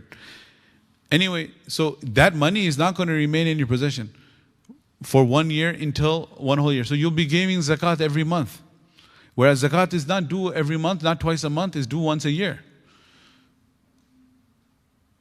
So every dollar and cent does not need to remain in your possession for 1 year. Rather, you as a sahib nisab have to be a sahib nisab, possessor of nisab a year ago and 1 year later. And you don't worry about the fluctuation throughout the year, unless it hits zero. That's why we did 3-4 slides on that. So if the situation you're mentioning that you have the money, if you have signed the contract, but the closing has not been done. Yeah, so the money does not belong to me anymore because I've signed the contract. I've paid this money. The physical transfer of the money will happen after Ramadan, but I'm liable to give that money. Yeah, so it's a debt you owe him. Debt I owe him, yes. It's a debt. Now it's a debt, right? I think that's a If good it's way a of debt, then you could exempt it. When you can't exempt it is if you park it aside and say, when I find a house, I want to buy it. Okay, no, that's not the case here. I've already signed the contract. Yeah. So may Allah preserve everyone's life. But if someone dies, for example, That has to be. if you khudana khasta, la qadar Allah, in this example, or whoever the person is, if he dies, where the money would go? We have to figure that out. That's a way to determine the litmus test. Is the deal cancelled, or will the closing has to happen? So try to determine that. So the earnest money is given. The earnest money is given. The earnest money is non-refundable. You have to. Yeah, so close. there's no zakat on the earnest money, that's for sure. That's what. Yeah, but Now the this rest of the money balance. has to be transferred to close that deal. Yeah. So you don't have the deed yet. You don't own the house, nor does he own the money. Yeah. So I will have the physical occupancy of that property after Ramadan, but I have already gone and gave my word through and written that yes, this will be my house after Ramadan or my shop after Ramadan. I think it's safe to say that subhanAllah, the fiqh says al-bay'u yan'aqidu bil-ijabi wal-qubul, that the bay' comes into existence, the sale, through the offer and acceptance, which has happened. And you just, it's mu'ajjal, meaning you are going to pay him the money in a few days. Yes. So you owe it to him. So you don't have to pay zakat on it. Okay. The situation where you would have to is if you sold the house and you're just going month to month rent and you have money, cash, and you're like, I got to find something. And you still haven't signed a contract. In that case, it would be zakatable. Okay. One question, and the last question. Last one, okay. Gold jewelry. We have daughters, bought some gold jewelry to be given to them at their wedding. They are not 18, or they are 18 but they cannot pay. Do I pay zakat on that? Yeah, so 18 of course is again the legal age, but for Sharan it's bulugh. Right, so bulugh could happen whenever they become physically mature, 11, 9, 10, 11, 12, whatever. So if they're not baligh, first of all the question is, do you own it and you want to give it to them later, or have you made them malik now? I have made them malik now. Okay, so that's one thing. I told them that this is theirs. Yeah.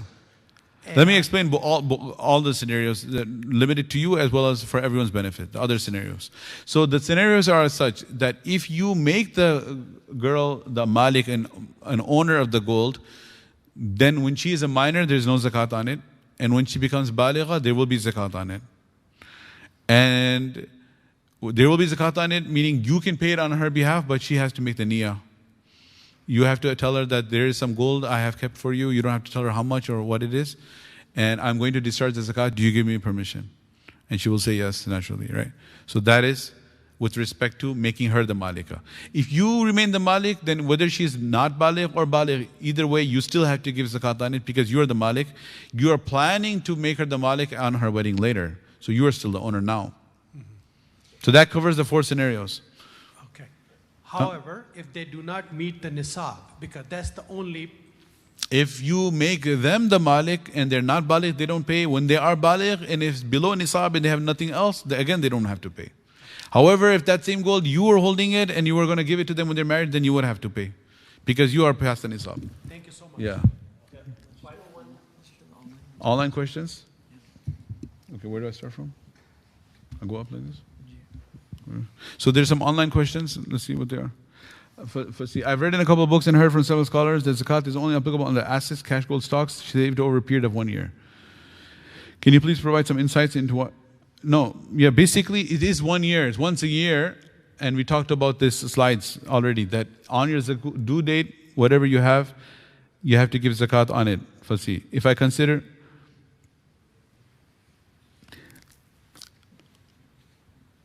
You see what's the inherent problem with this? Where he says zakat is only applicable on the assets saved over a period of 1 year. So anything that enters into your possession, you're going to note it down? I mentioned 15th and 30th, but between also, that's for a tankha wala, mazdoor, bichara, right? Like most of us, mazdoori karte hain. We just get twice. But what about the guy who's a businessman? He's making profit every day. And if he saves a portion of that profit every day, तो क्या होगा? How are you going to, this is there is the annual concept, but it's not annual percent in dollar, it's annual per person. I do not remember the date I became eligible. So, I started my zakat. Oh? Okay, so anyway, so move down. What do you want me to do? Mirza Danish Beg. If a wife or husband are non-Sayyid, then can you give zakat to the non-Sayyid spouse? If a wife or husband are non-Sayyid, then can you give zakat to the non-Sayyid spouse? Meaning, you can't give your own spouse anyway. And if you're giving to you can give zakat to the non-Sayyid spouse, yes. So for example, if there's a Sayyid husband and a non-Sayyid wife, you can give zakat to the non-Sayyid wife, and vice versa. Each one is independent. The only one that is a dependent is the children. If the father is Sayyid, then the children are Sayyid. Mubashir Ahmed, I have a question on incurred expenses in current month. If my nisab date is March 23rd, should I calculate all expenses till April 22nd in this category? First of all, just a reminder, it's not supposed to be March or April. It has to be an Islamic date. Because if you're going to go with the Gregorian date, solar date, not the lunar date, then you will end up paying less zakat over time, right? Just now, for example, look at Ramadan. It used to be in summer, now it's in March. It's going to be in the winter. We know that. The lunar year is shorter. If the lunar year was longer and you're going into solar year, fine. You're erring on the side of caution. You may end up paying more. Then you could still go with the solar date. But the lunar year is shorter. So your zakat will be due more number of times over a number of years. So that's why make sure it is the lunar date. So you can calculate in the lunar month, whatever is due, all the current expenses can be deducted for 1 month, not from your lunar date, your due date, for that month. Zishan Bhai, if business is a bakery, is the zakat due on the inventory or the final product? Final product. A bakery has ingredients that may expire. There's no zakat on the ingredients. 10 pounds of flour may make a lot of cake, but unlikely you'll sell. Yeah, it's only not on raw goods, raw material, only on finished goods. Limu Rani, what if you're in credit card debt? Do you have to pay zakat on that gold? You and your spouse don't have the funds for it. How would you go about that? Yeah, so you can deduct your monthly payment of your credit card debt. If you're paying the entire thing off, then you can deduct the entire thing. But if it's a long-term credit card debt, then your monthly credit card debt you can deduct. If a woman has a lot of gold, which is mostly used during special occasions, does it require zakat? Yes. May you clarify, Kamran Hussein, may you clarify again calculating zakat off of employee contribution versus your own to 401k? Yes, if it is vested, you have your contribution and employers, both. If it's unvested, only yours, not the employers. Salman Sayyid, leftover amount from last year, zakat can be added to this year? You can add it, but you can't, make your due zakat this year less. Like if you have $5,000 you owe in zakat last year and you have another $5,000 this year, give it together, 10,000, yes. If my wife is working, is my wife responsible for her gold zakat? Whether a wife is working or not working, or a husband is working or not working, everyone is responsible for their own. And the other partner can help them out. The husband can help the wife can help the husband, either way. Shakil, can you give zakat to a Muslim who openly commits shirk? If he commits shirk, what type of shirk? If he's committing shirk, he's not a Muslim. Then he's not a Muslim committing shirk, he's a mushrik at that point. Okay, firstly, I purchased all the gold in India. Should I discharge the zakat based on current price in India or US? Same, the gold price is the same. Yeah, the actual gold price. Akif Sheikh, can we save the session for zakat calculation and come back later to edit? You can leave the tab open. Oh, just leave the tab open. Yeah, leave your... But if the tab closed, then it won't save it. Okay, yeah. If the tab is open, it won't save it, and your information is not saved with us either. Okay. Can you please talk about the liability section on the site? What qualifies as liabilities? We covered that, the debts you owe. Okay. Can we give zakat to unmarried siblings? Yes. Married or unmarried, you can. Does the receiver of zakat need to know they are receiving zakat, or can we avoid mentioning? Yes, you can avoid mentioning. You don't need to say it. Okay. Faisal Ishaq, zakat on 401k or RIA is based on amount contributed or current account balance? Current account balance for every year. Amjad Ali, after calculating zakat, what should one do if they don't have enough liquid cash to pay it? The only way that would happen is if it's money owed to you, because zakat is on savings, not on income. So zakat by its nature is on your savings, 2.5%. So your 97.5% is remaining with you. The only scenario where you don't have liquid cash to pay it is if you're calculating for money owed to you or your 401k. In those scenarios, you don't pay it and you pay it when you get it. Muhammad Atiyat, if one borrows a loan of $10,000 from a relative without a clear repayment date and only has $9,000 in his bank account at the end of the year, is there any zakat due upon him? If it's from a relative, he should pay it back as soon as possible, and he will not have to pay zakat. He needs to pay his relative first. He needs to pay his relative. He shouldn't be holding on to this 9,000. He should keep the bare minimum he needs to survive, 1,000 for example, and 8,000 give it away in the debt, and only have 2,000 still debt. So he should pay off the debt. We should not sit with this debt. Allah Ta'ala doesn't want to charge us zakat if we still have debts to each other. Rahim Adams, if we have inheritance that hasn't been shared, is that zakatable? No, it's not zakatable. That was mentioned. Until you receive it.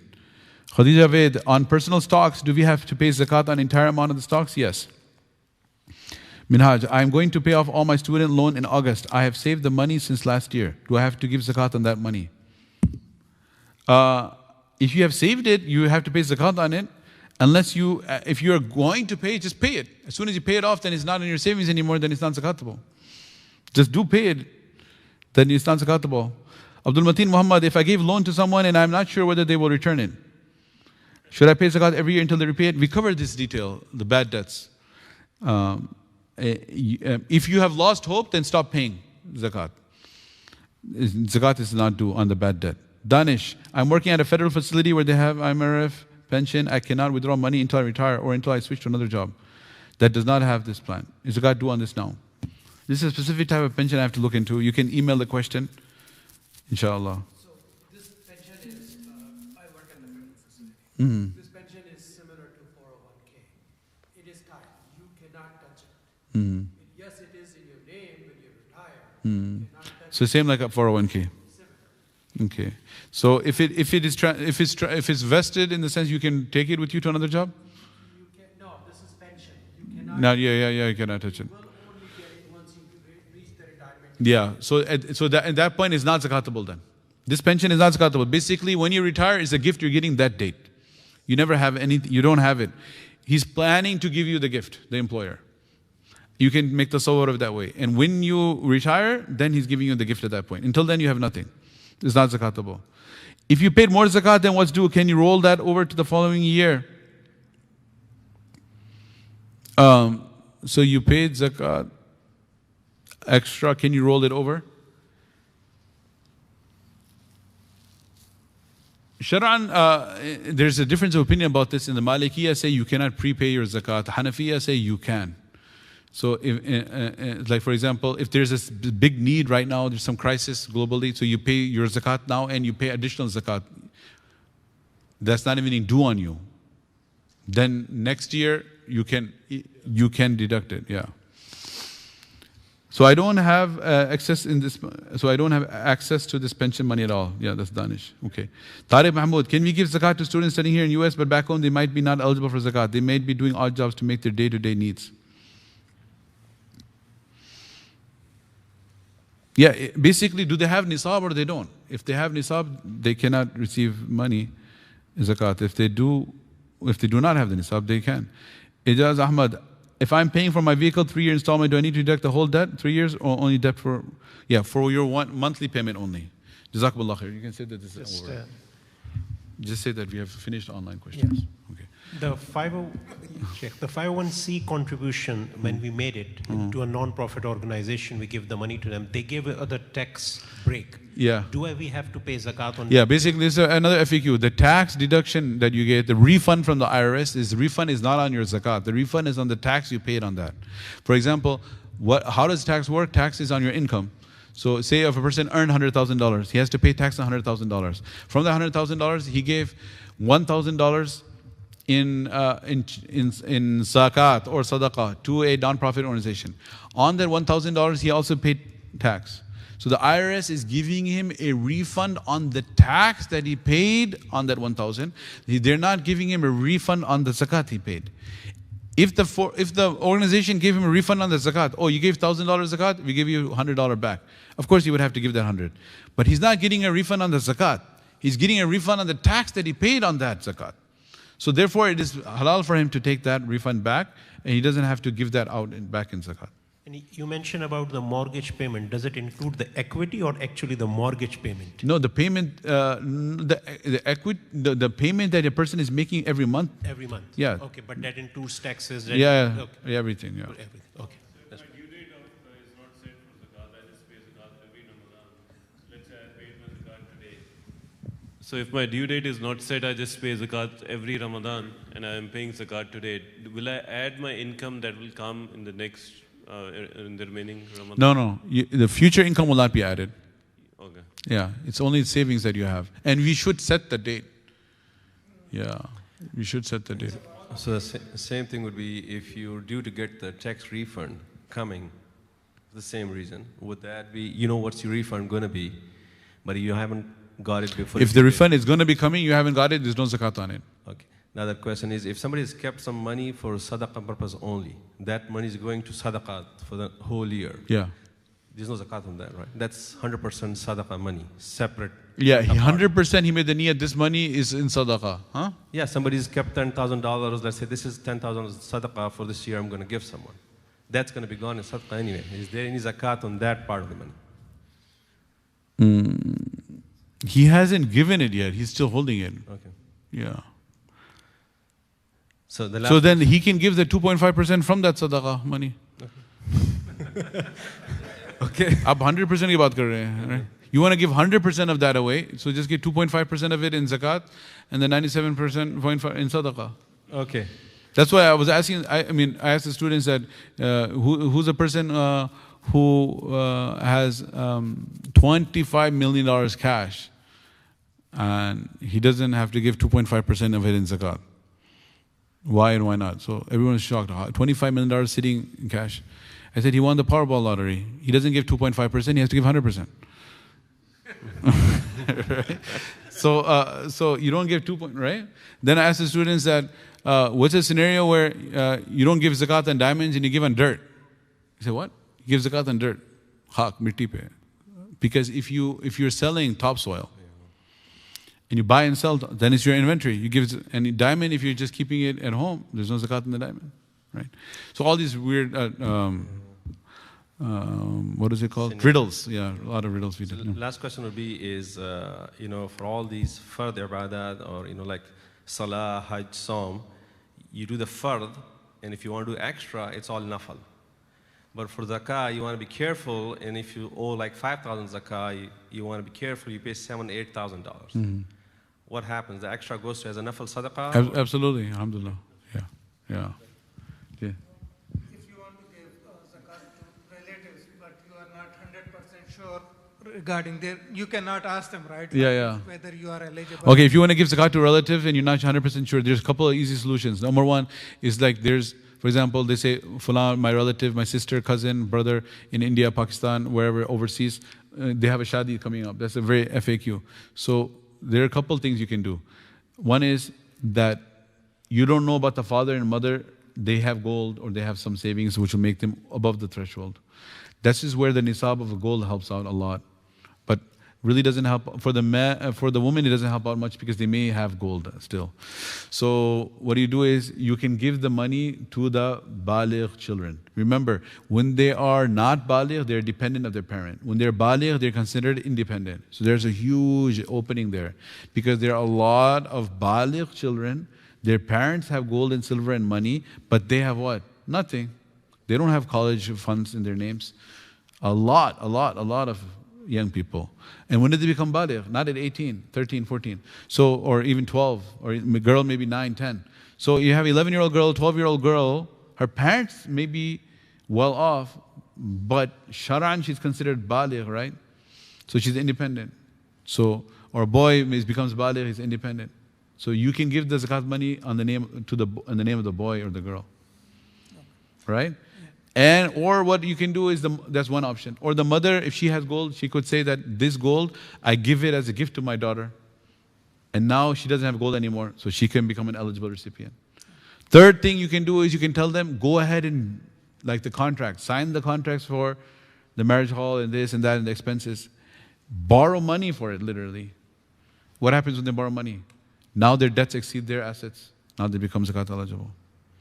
Before he took the debt, he wasn't zakat eligible. Like he had gold and silver, or he had some money above the nisab. So you can't give him zakat money.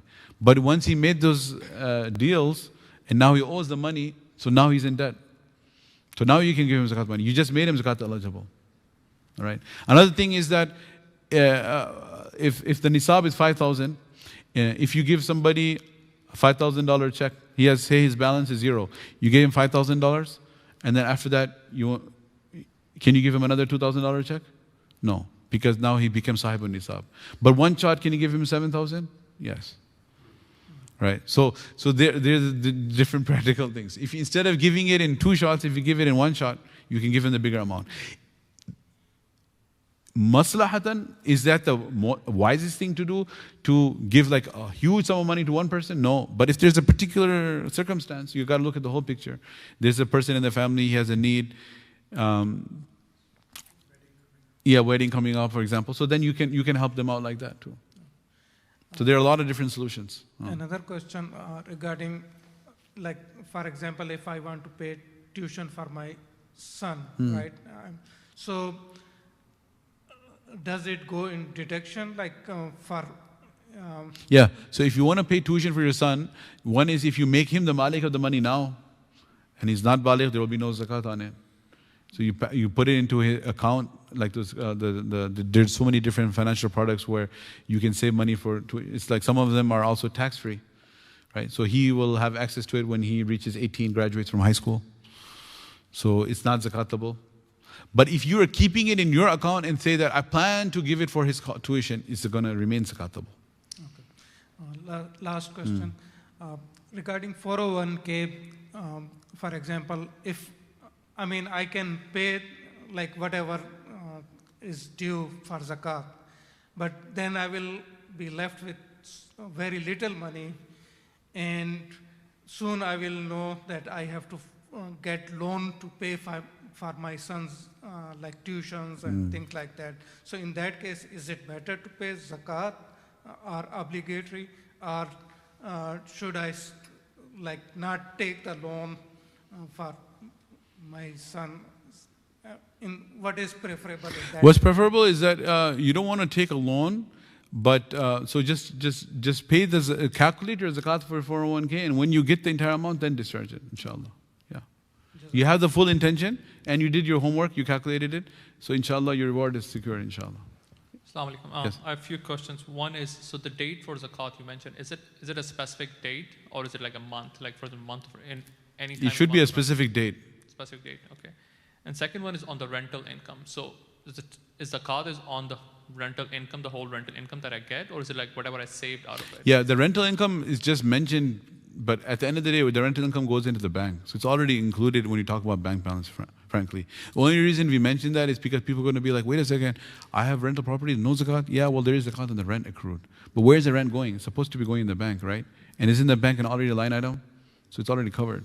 For example, for my dad, so he gets a rental income, but that's sole income to run the house. So he used that one in the end of the year. Yeah, so at the end of the day, whatever your balance is, you have to give zakat on it. If there's nothing left, then there's no zakat. Okay, got it, yeah. Jazakullahu Khairun. May Allah SWT reward everybody. We end with a brief dua. Bismillah ar-Rahman ar-Rahim. Alhamdulillah wa salatu wa salam ala Rasulillah.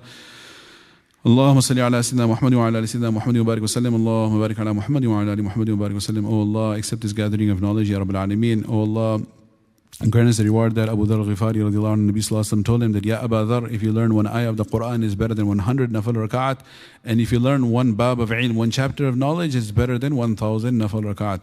Oh Allah, grant us all the reward of 1,000 nafal rak'at, Ya Rabbil Alameen. Oh Allah, grant us the reward of 1,000 accepted maqbool nafal rak'at as we went through the whole chapter of zakat, Ya Rabbil Alameen. Oh Allah, allow us to all discharge this obligation. And oh Allah, discharge all of our remaining obligations to you and to your servants. and to return back to you in such a condition that we owe no one any one penny, Ya Rabbil Alameen. سبحان ربك رب العزة عما يصفون وسلام على المرسلين الحمد لله.